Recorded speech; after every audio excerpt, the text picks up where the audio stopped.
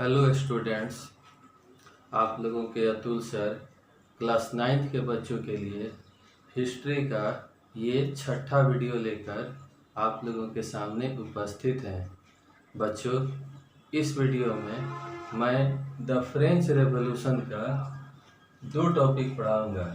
3.1 the rain of terror और 3.2 ए directory rules France. तो चलिए पढ़ाई को शुरू करते हैं। आपका पहला टॉपिक है द रेन ऑफ टेरर, आतंक का शासनकाल। और यह शुरू होता है जब मैक्सिमिलियन रॉबेस्पियर फ्रांस का रूलर बन जाता है। आप लोगों को पिछले वीडियो में इसके बारे में बता चुके हैं। मैक्सिमिलियन रॉबेस्पियर किस प्रकार से फ्रांस का रूलर बनता है। तो वो जैसे ही फ्रांस का रूलर बनता है बच्चों, वह एक आतंक का शासनकाल चलाता है।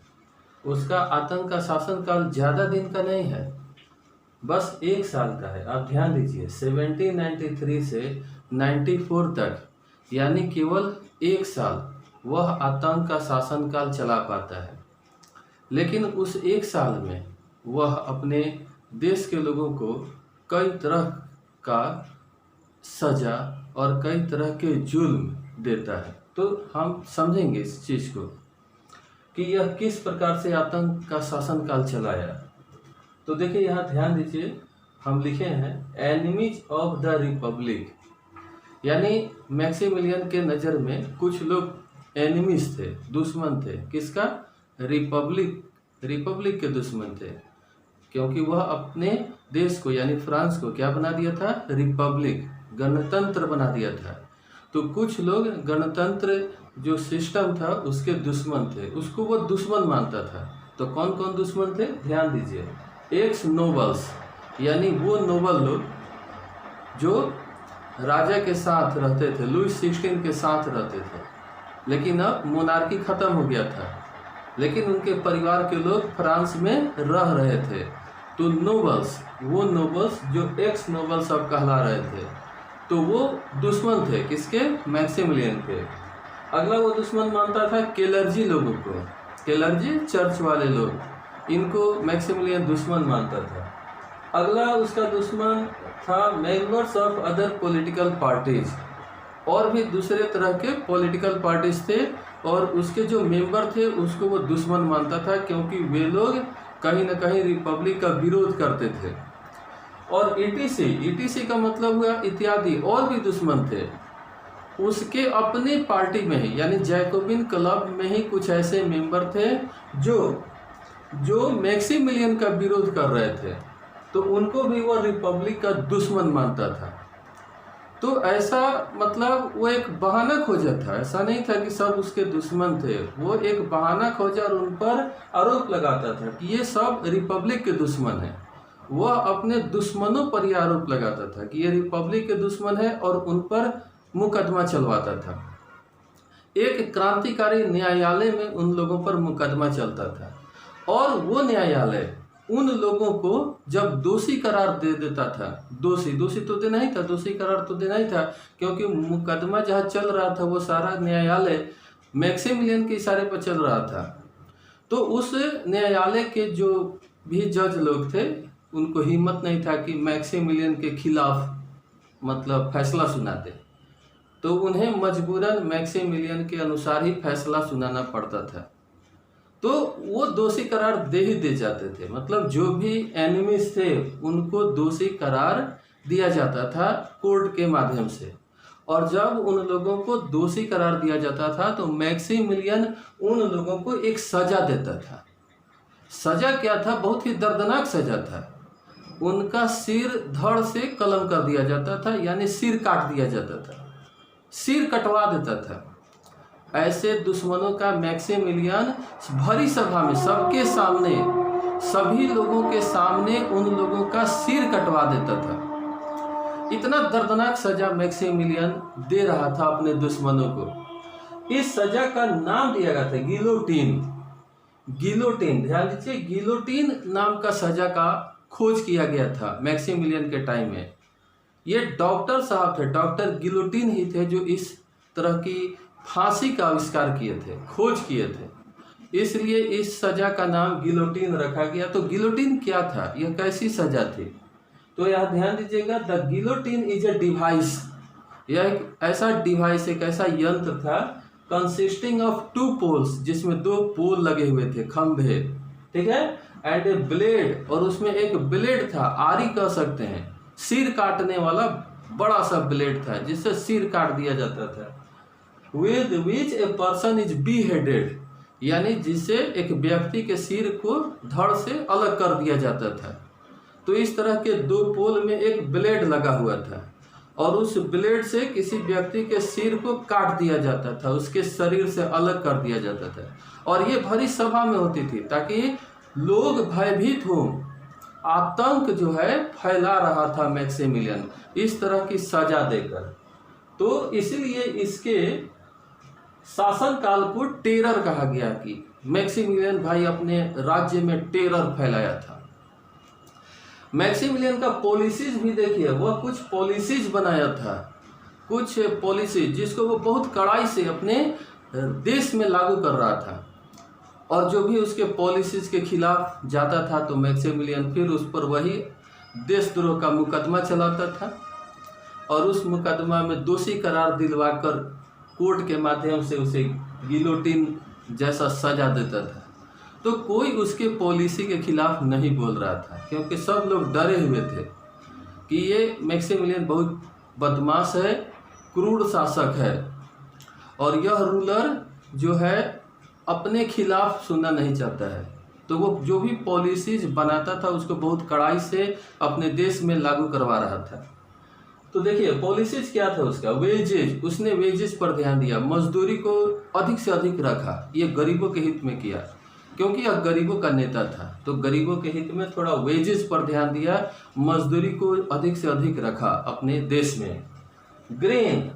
पहले प्राइसेज, कीमतों को, हर चीज का जो प्राइस था उसको भी अधिक से अधिक रखता था जिससे लोगों को मुनाफा अधिक हो। ग्रेन, अनाज जो उगाए जाते थे गांव देहातों में, उन किसानों को फोर्स कर रहा था मैक्सिमिलियन कि आप लोग बाजार में अपना अनाज सप्लाई कीजिए, बेचिए, अब वो भी सरकारी रेट से बेचिए। अब वो किसान जो अनाज जबरदस्ती उनको कह रहा था बेचने के लिए सरकारी रेट पर, वो किसान दुखी थे क्योंकि उनको मन लायक मुनाफा नहीं हो रहा था। लेकिन अब चूंकि मैक्सिमिलियन का कौन विरोध करेगा तो वो लोग बेच रहे थे। व्हाइट फ्लोर, उसने कहा कि हमारे देश में व्हाइट फ्लोर पर प्रतिबंध लगा दिया कि व्हाइट फ्लोर कोई यूज नहीं करेगा, जो प्लेन फ्लोर है, प्लेन जो आटा है वह खाना है, व्हाइट आटा कोई नहीं खाएगा क्योंकि यह महंगा होता था, अमीर लोग खाते थे। तो उसने व्हाइट फ्लोर पर प्रतिबंध लगा दिया और सबको मजबूर किया कि सभी लोगों को प्लेन फ्लोर खाना है, प्लेन आटा खाना है, उस पर भी रूल बनाया। उसने अपने देश में यूज होने वाले कुछ टाइटल जो यूज होते थे, जो सर और मैडम जैसे कुछ टाइटल यूज होते हैं हमारे देश में, इस तरह के टाइटल वहाँ भी यूज हो रहे थे। मॉन्सिवर जैसा टाइटल यूज होता था सर के लिए। और उसने कहा कि नहीं, अब ये यूज नहीं होगा, अब हमारे देश में किसी को CTON कहना है, CTON। फिर उसने कहा मैडम जैसा टाइटल यूज नहीं होगा, अब हमारे देश में लोगों जो औरतें हैं उनके नाम में CTON लगाना है। जैसे हम लोग औरतों को मैडम कहते हैं, जेंट्स को सर कहते हैं, तो वहाँ सर को CTON कहा कि अब CTON कहलाएंगे और जो मैडम होंगी वो CTON कहलाएंगे, CTON, ये इस तरह का मतलब चेंज किया। उसके बाद उसने चर्च में भी कुछ परिवर्तन किया, सारे चर्च को बंद कर दिया, या चर्च का जो बिल्डिंग था वहाँ पूजा पाठ बंद करवा दिया, जो चर्च का बिल्डिंग था उसमें बैरक खुलवा दिया, वहाँ सिपाही रहने लगे मैक्सिमिलियन के। तो सोचिए क्लर्जी कितना दुखी होंगे क्योंकि चर्च तो क्लर्जी का था, तो सारा चर्च बंद करवा के और उसके बिल्डिंग को यूज किया गया दूसरे कामों में, तो क्लर्जी दुखी थे। तो इस तरह से मैक्सिमिलियन बहुत ही गलत तरीके से रूल किया, अपने शासन को चलाया। यह ज़्यादा दिन तक नहीं चला। मैक्सिमिलियन के ही लोग, जैकोबिन के ही जो मेंबर थे, वो उसकी नीतियों के खिलाफ अब हो रहे थे, उसके खिलाफ आवाज़ उठा रहे थे। और यह आवाज़ उठते उठते यहाँ तक पहुँच गई कि मैक्सिमिलियन के खिलाफ ये लोग अधिक संख्या में हो गए और ये उसके खिलाफ कोर्ट में केस कर दिए और मैक्सिमिलियन पर मुकदमा चलाया गया, देशद्रोह का मुकदमा चलाया गया और उस पर वो मुकदमा में वो लोग सफल हो गए और मैक्सिमिलियन को फिर से फांसी की सज़ा हुई और उसे भी गिलोटिन नाम का जो फांसी है वही दिया गया, यानी उसका भी सिर धड़ से अलग कर दिया गया। इस तरह से जैकोबिन की जो सरकार थी वह गिर गई। मैक्सिमिलियन चूँकि लीडर था तो जैसे ही उसको फांसी दी गई तो जैकोबिन के लोगों के पास अब कोई लीडर नहीं था जो रूल कर सके। तो जैकोबिन की सरकार जो है यहीं से फॉल हो जाती है, गिर जाती है। अब फ्रांस में तब आता है ये ए डायरेक्टरी रूल्स फ्रांस। जब मैक्सिमिलियन को फांसी दे दी जाती है और जैकोबिन की सरकार गिर जाती है तो डायरेक्टरी आता है फ्रांस पर रूल करने। यानी अब फ्रांस वेल्दी लोगों के हाथ में जाता है, यहाँ से गरीब लोगों के हाथ में था, वहाँ से वेल्दी लोगों के हाथ में जाता है। और वेल्दी लोग अब थोड़ा ध्यान देते हैं कि अब जो है रूल करने का जो पावर है एक आदमी के हाथ में नहीं देंगे। मैक्सिमिलियन के हाथ में रूल करने का पावर दिया गया था, मैक्सिमिलियन सबको तबाह करके रख दिया, बर्बाद करके रख दिया। तो अब ये लोग डरे हुए थे कि हम लोग अब एक आदमी को रूल करने का पावर नहीं देंगे। तो उन लोगों ने क्या किया, वेल्दी लोगों ने क्या किया कि सबको वोटिंग राइट दे दिया, उसमें कोई कंप्रोमाइज़ नहीं किया। जैसा कि पहले वोटिंग राइट केवल एक्टिव सिटीजन को दिया गया था, ऐसा नहीं। इस बार जब वेल्दी लोग आए, जैकोबिन की सरकार गिरने के बाद जब वेल्दी लोग आए तो वेल्दी लोगों ने सभी लोगों को वोटिंग राइट दे दिया, वोटिंग राइट सबको दे दिया। और उसके बाद उन्होंने दो इलेक्टेड लेजिस्लेटिव काउंसिल की स्थापना की। दोनों इलेक्टेड थे, लेजिस्लेटिव काउंसिल। और ये दो हाउस, एक तरह से कह सकते हैं कैसे हमारे देश में राज्यसभा है, लोकसभा है, तो लोकसभा इलेक्टेड है, उसी तरह से वहाँ दो हाउस आप मान सकते हैं कि यह दो हाउस बना और दोनों इलेक्टेड था। दोनों हाउस दो लेजिस्लेटिव काउंसिल बने और दोनों लेजिस्लेटिव काउंसिल के जो मेंबर थे वह 5 सदस्यों को चुनते थे डायरेक्टरी बनाने के लिए। डायरेक्टरी को आप सरकार मान सकते हैं। ये डायरेक्टरी एक सरकार थी, 5 लोगों की सरकार थी। एन एग्जीक्यूटिव ऑफ 5 मेंबर्स, इसमें 5 मेंबर थे। तो पांचों मेंबर कहाँ के थे, ये दो इलेक्टेड लेजिस्लेटिव काउंसिल के थे। और ये क्या, ये यहाँ पर एक डायरेक्टरी बनाते हैं। अब डायरेक्टरी में 5 लोग हैं, अब समझिएगा 5 लोगों की सरकार है। अब एक आदमी रूल नहीं कर रहा है, 5 लोग फ्रांस को चला रहे हैं। लेकिन इसमें दिक्कत क्या होता था, दिक्कत होता था कि ये जो 5 मेंबर होते थे इनका हमेशा झगड़ा चलता था इन लोगों के साथ। लेजिस्लेटिव काउंसिल के मेंबर के साथ हमेशा टेंशन रहता था कोई ना कोई बात को लेकर। और चूंकि ये चुने जाते थे किसके द्वारा, लेजिस्लेटिव काउंसिल के सदस्यों के द्वारा, तो जो लेजिस्लेटिव काउंसिल के सदस्य थे वो हमेशा डायरेक्टरी के कुछ मेंबरों को हटाने के फेरा में रहते थे। इससे सरकार अस्थायी रहता था, क्योंकि हमेशा कोई ना कोई मेंबर हट रहे हैं, कोई आ रहे हैं, तो सरकार में स्थिरता नहीं रहती थी। आप अपने ही देश में मंत्रियों को हटाते रहिए, दूसरा मंत्री लाइए, तो काम ठीक से चलेगा, नहीं चलेगा। तो सेम इसी तरह का व्यवस्था था डायरेक्टरी में। डायरेक्टरी के जो मेंबर थे और लेजिस्लेटिव काउंसिल के जो मेंबर थे, दोनों में पटरी नहीं खाता था, हमेशा लड़ाई, टेंशन, तनाव रहता था। तो इस कारण हमेशा ये जो मेंबर थे लेजिस्लेटिव काउंसिल के फेरा में रहते थे कि डायरेक्टरी के मेंबर को हटाना है, ये ठीक से बात नहीं मान रहा है। तो इस तरह से हमेशा सरकार अस्थिर रहती थी, सरकार कभी स्थिर रही नहीं। और इसका फायदा उठाया एक मिलिट्री का तानाशाह, मिलिट्री का डिक्टेटर था। भाई डिक्टेटर समझिए रहे, तानाशाह था, मिलिट्री में उसकी चलती थी, जो कहता था सो मिलिट्री वाले मानते थे, इस तरह का तानाशाह था। उसका जन्म हुआ जिसका नाम था नेपोलियन बोनापार्ट। नेपोलियन बोनापार्ट इसका फायदा उठाया।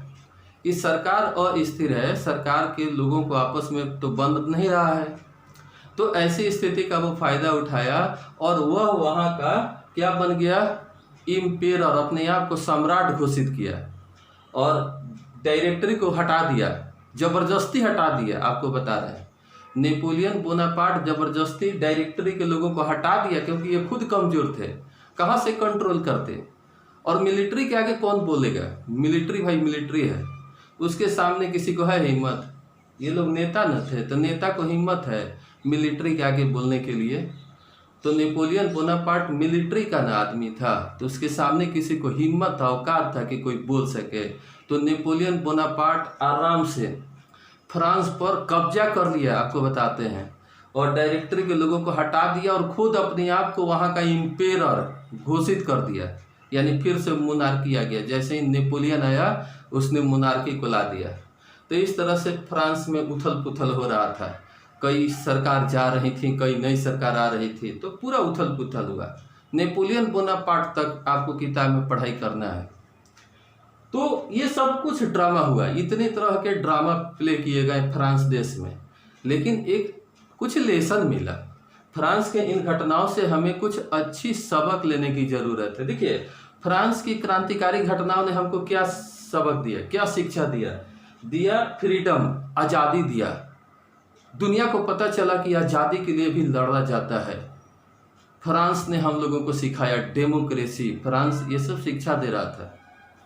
इक्वलिटी बिफोर लॉ, कानून के नज़र में सब इक्वल होते हैं, बराबर होते हैं, ये शिक्षा दिया गया कि लॉ किसी के लिए डिफरेंट नहीं होता है, लॉ सबके लिए इक्वल होता है।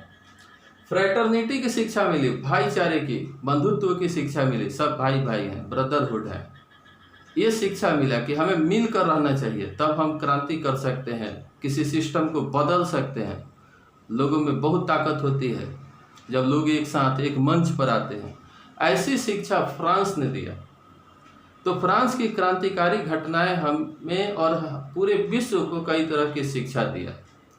तो भाई फ्रांस में तो बहुत तरह के उथल पुथल हुए, लेकिन इस उथल पुथल में हमें अच्छी चीज़ सीखने की ज़रूरत है। इतिहास इसीलिए बच्चों हम लोग पढ़ते हैं कि हम उससे बढ़िया चीज़ सीखें और अपने लाइफ में उतारें, जिससे कि हम अब ठोकर ना खाएं। ये लोग ठोकर खा चुके हैं।